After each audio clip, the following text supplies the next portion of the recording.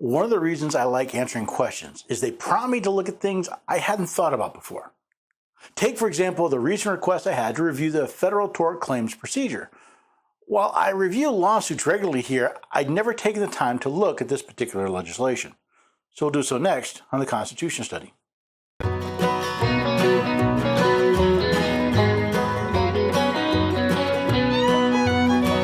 Neighbors and have a few good friends.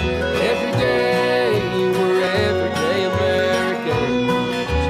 Oh, every day we're everyday Americans.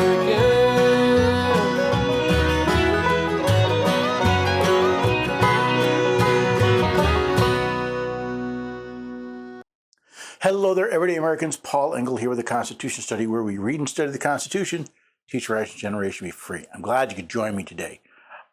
Okay, tort claim procedure doesn't sound terribly exciting, although there is some interesting information in here, especially if you think you have a claim, an injury from the federal government.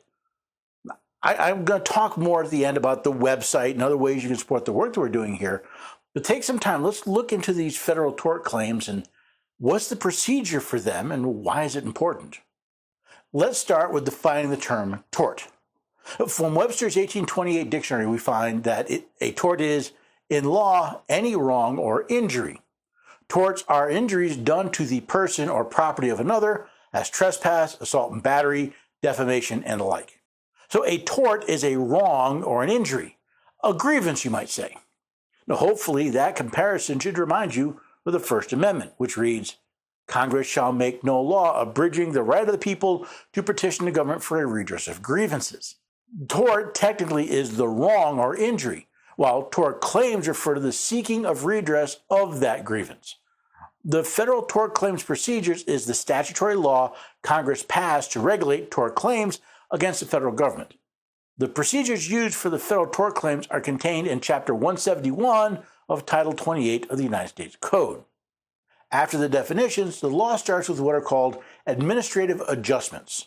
From Section 2672, we read, the head of each federal agency or his designee, in accordance with regulations prescribed by the Attorney General, may consider, ascertain, adjust, determine, compromise, and settle any claim for any damages against the United States for injury or loss of property or personal injury or death caused by the negligent or wrongful act or omission of any employee of the agency while acting within the scope of his office or employment under circumstances where the United States, if a private person, would be liable to the claimant in accordance with the law of the place where the act or omission occurred.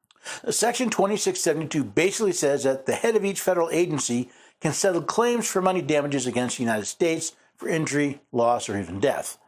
That means if you have a tort, a claim of injury against the United States, the head of the agency responsible can negotiate and settle rather than going to court. Of course, they can only settle if you agree to the settlement. Let's talk about the line, under circumstances where the United States, if a private person, would be liable. See, under the law, you have natural and artificial persons. You and I are natural persons, while corporations are artificial. Under this law, the United States is just as liable as a natural person would be in that same situation. If you could sue your neighbor for a tort, you can sue the United States for the same tort. Continuing, we read, any award, compromise, or settlement in an amount of $2,500 or less made pursuant to this section shall be paid by the head of the federal agency concerned out of the appropriations available to that agency. Payment of any award, compromise, or settlement in an amount in excess of $2,500 made pursuant to this section or made by the Attorney General in any amount pursuant to Section 2677 of this title shall be paid in a manner similar to judgments and compromises in like causes and appropriations or funds available for the payment of such judgments and compromises are hereby made available to the payment of awards, compromises, or settlements under this chapter. Okay, another stipulation in this section of the code is how payments are made based on their size. $2,500 or less and the agency pays directly. More than $2,500, or if the award is made by the Attorney General, it's handled the same way any other legal settlement would be paid.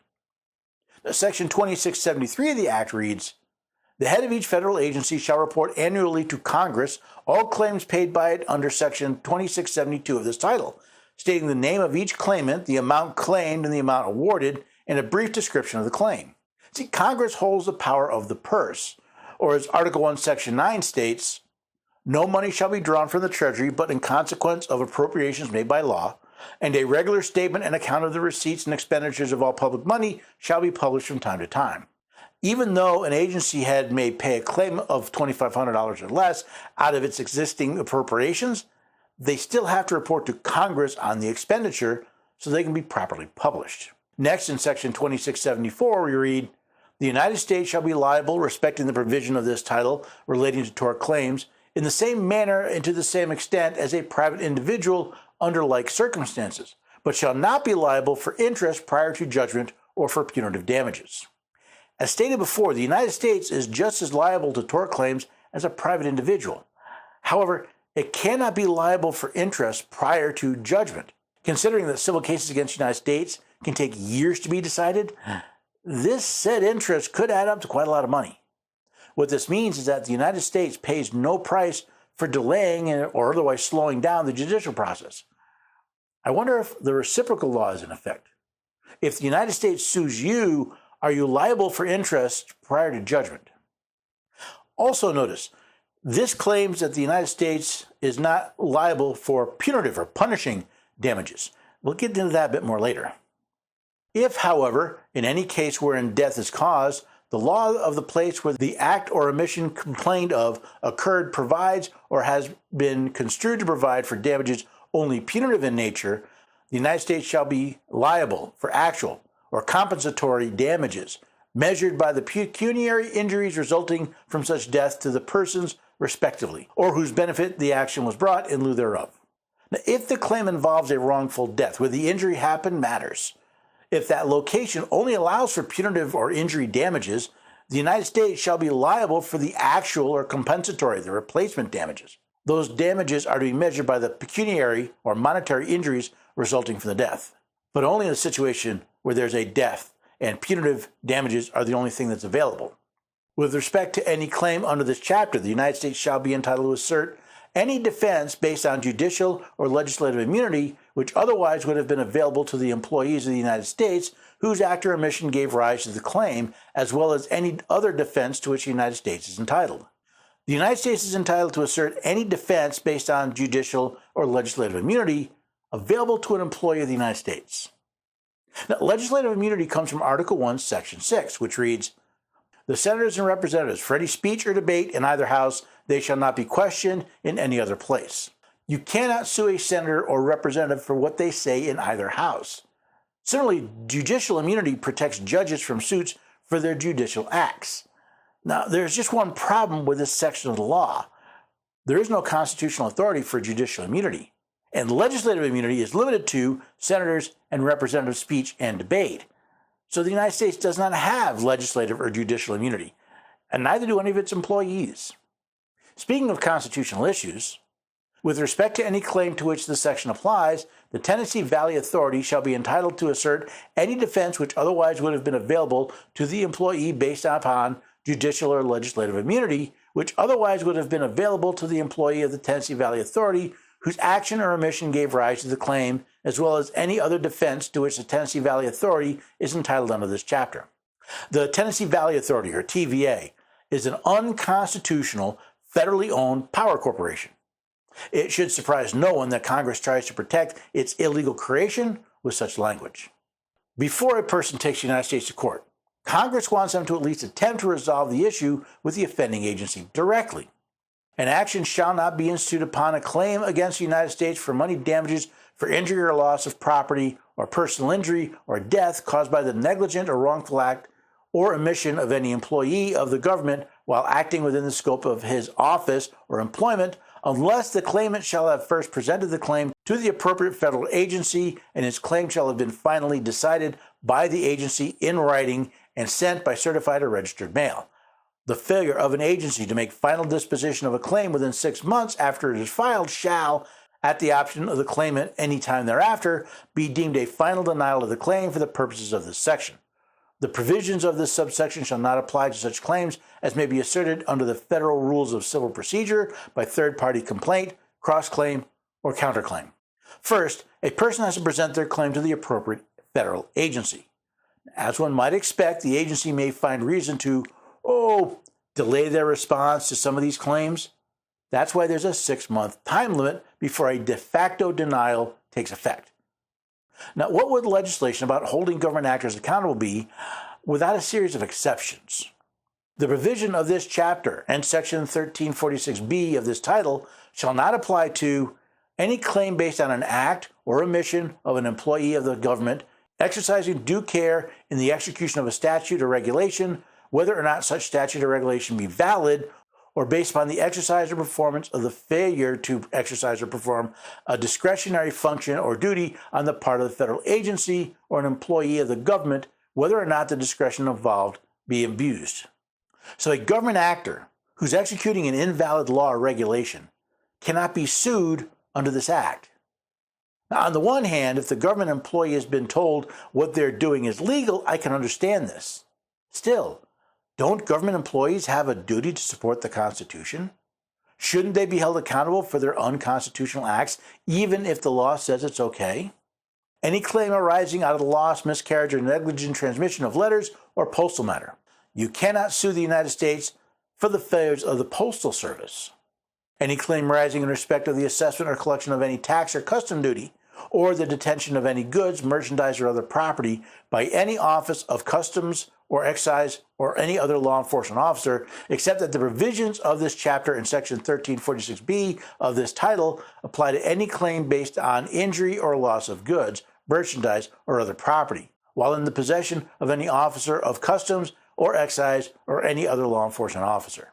Neither can you sue based on the assessment or collection of any tax, to the detention or confiscation of any goods or merchandise. Now, there's a long list of specific exceptions for property in the possession of law enforcement officers. I won't bore you with the legalese. To summarize, property seized under forfeiture, interest on claims, claims against the operations of the Treasury or military forces, and the Tennessee Valley Authority or Panama Canal Company are all exempted from claims under this act. What conclusions can I draw from this review of the Federal Tort Claims Procedures Act? Most of it appears to be cut and dry legalese designed to show a level of accountability without exposing the federal government to tort claims for the more serious constitutional violations. The exceptions listed in Section 2680 does seem to violate the Petitions Clause of the First Amendment, which reads, Congress shall make no law abridging the right of the people to petition the government for a redress of grievance. After all, it lists situations where people cannot sue even though they have a tort, an injury, or a wrong. That said, I don't believe the Act even approaches the worst violations of the Constitution that Congress has passed. So that's my review of the Federal Tort Claims Procedures Act. Mostly legalese, stuff that kind of makes sense, although I am concerned about Congress exempting itself in violation of the First Amendment. Something worth considering. As I said, in the list of unconstitutional things Congress has done, this is not in the top half. But it's just something to be aware of.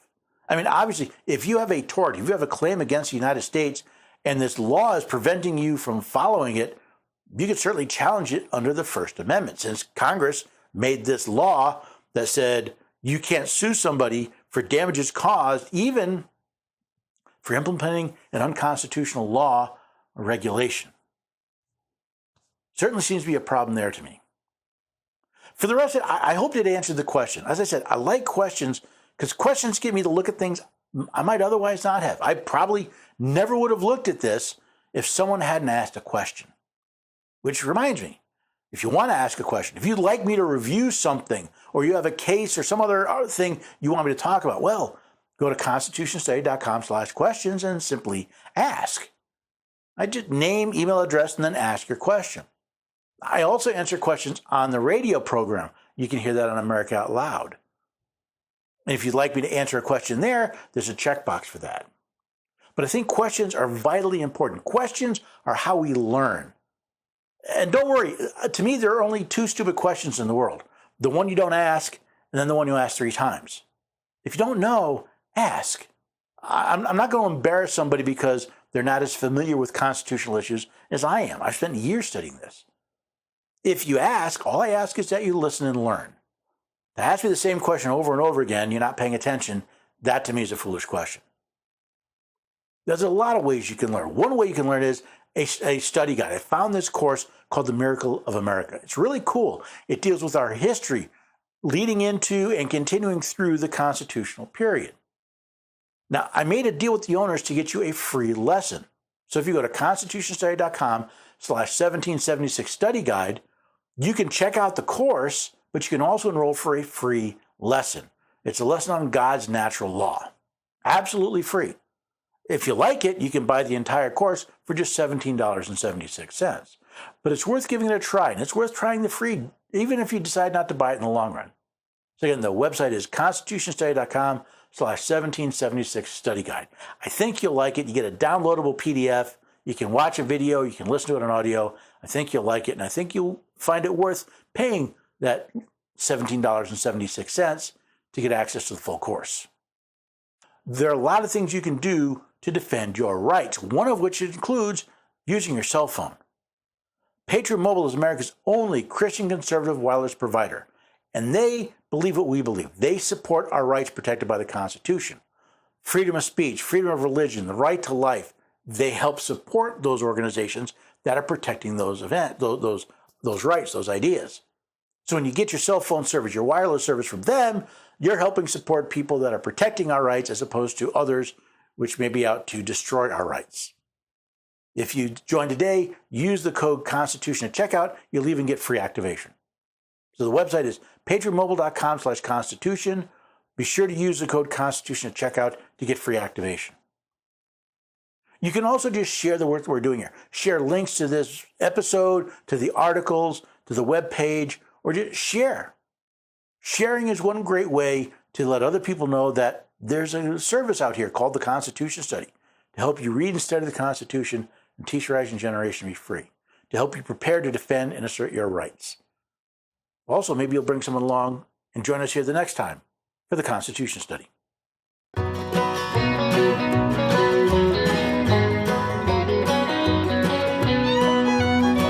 your neighbors and have a few good friends.